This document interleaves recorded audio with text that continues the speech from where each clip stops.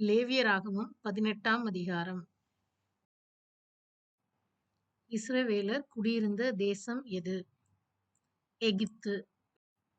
இஸ்ரவேலரை அழைத்து போகிற தேசம் எது? கானான். யாருடைய செய்கையின்படி செய்யாமலும் முறைமைகளின்படி நடவாமலும் இருக்க கர்த்தர் சொன்னார்? எகிப்து தேசத்தார், கானான் தேசத்தார். யார் பிழைப்பான்? கர்த்தரின் கட்டளைகளையும் நியாயங்களையும் கைக்கொண்டு அவைகளின்படி செய்கிறவன்.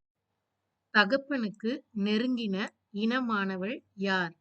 தகப்பனுடைய சகோதரி. தேவனுடைய நாமத்தை பரிசுத்த குலைச்சலாக்குவது எது? மோளேகுக்கென்று தீ கடக்கும்படி இடங்கொடுத்தல்.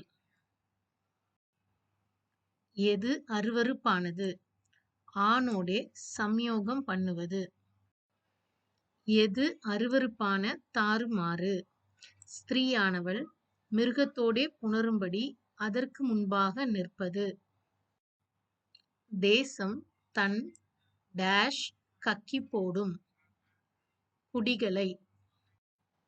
அருவருப்புகளை செய்கிற ஆத்துமா எப்படி போகும்? அழிந்து போகும், அறுப்புண்டு போகும், நாசமாய் போகும். சரியான பதில், அறுப்புண்டு போகும்.